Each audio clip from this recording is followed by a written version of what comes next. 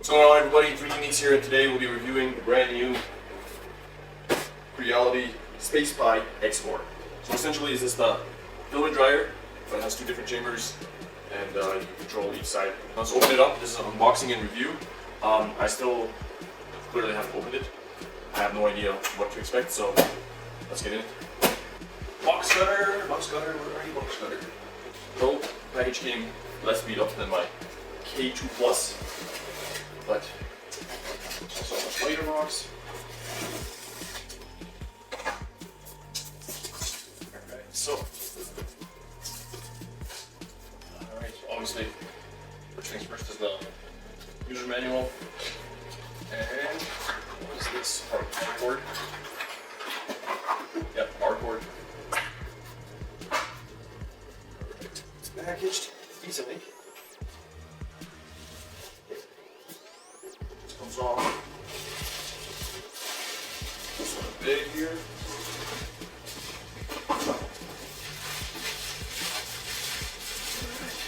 So, looks like it has a touch screen or a screen.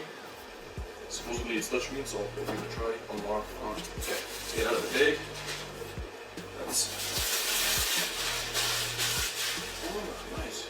First thing I noticed that I was thinking of is I was hoping it had an outlet in the back. So their old one, or Creality's old filament dryer, only had the PTFE or the outlet coming up the top, which was very inconvenient to load. Creality's old filament dryer only had PTFE or the outlet coming off the top, which was very inconvenient to load and like use really. So now we got up the front, which is probably useful in a way, but also in the back we've got little outlets and little covers here. It's pretty nice. Let's plug it in and see what happens. So custom cord, not your regular 3D printer cord. So then I got the K1C here. I'm going to try to hook up the filament directly from this to this, and let it run. So okay, push. And what do we got here? Nice little boot up screen. Get that off. English. Okay. So welcome to SpacePi.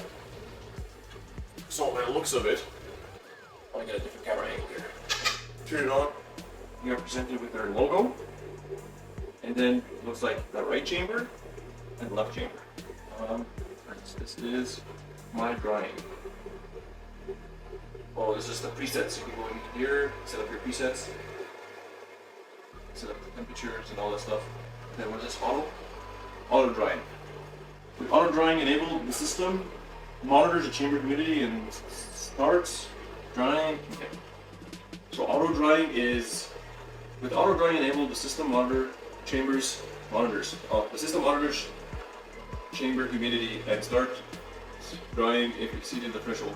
Keep the device powered on. Okay, so like you don't need to set it up, you just constantly keep it dry at all times. That's nice. We got the settings. We have auto mute. What is auto mute? Auto mute. When cabin temperature reaches target, the fans slow.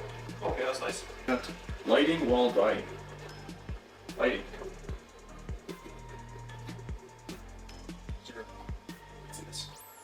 Okay, so inside.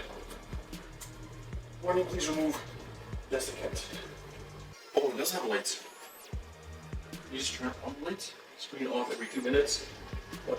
Our settings was this arrow. Dry, dual, my. Oh, that's how you start it. Lights do turn on. Yeah, let's just turn this off right now. And. Okay, so it does have lights, which is kind of cool. Turns off. Okay. We got some PC carbon fiber. Put it in. Oh, yeah, like. Yeah. So let's dry it up. In here and in here, and it goes in and out. Okay. Goes in. In here. Goes in like that. We're gonna put this in. Let's break straight into the printer. Oh, I could set it up. Okay, so PC's right here. Okay. So it's 8 degrees for 8 hours. And then we're just gonna ready it up. Oh, no. Please confirm that the spools are. So we got PC on this side. We're gonna roll PETG. Put it on this side. This roll of polymaker PETG in this silk gold. I had it for a year and a half, just like this.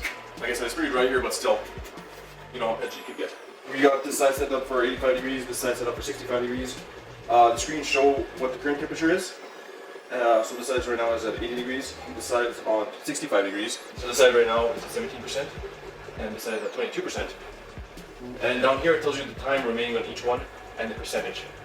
So 8 hours, 7 hours and 43 minutes, 7 hours and 39 minutes. Alright, so this one finished. So, yeah. There's no spring, so maybe this PETG wasn't as moist as I thought it would be, but for the most part, it works directly on the printer. But you get it. It dries. In my situation, I wouldn't need a dryer box. This is my first ever dryer box because where I live it's super dry. Somewhere your humidity is a little high and you're running a lot of filament that's very sensitive to the humidity. This will be actually the perfect box, even though any other heater box does the job. But this, just to control, holds for 2 different materials, 2 different temperatures. I'd say $199 if it really matters whether your filament is dry or not. This is probably the nicest dry box I've seen out here, with the touch screen and everything. So if this is something you're interested in or wanting, hopefully this video helped you. And like always, be sure to subscribe and like this video. 3D Meeks, you can find me on all social media platforms for cool little videos, not necessarily reviews, but on YouTube I'm trying to do more reviews. So every subscriber matters to me. I appreciate you guys watching.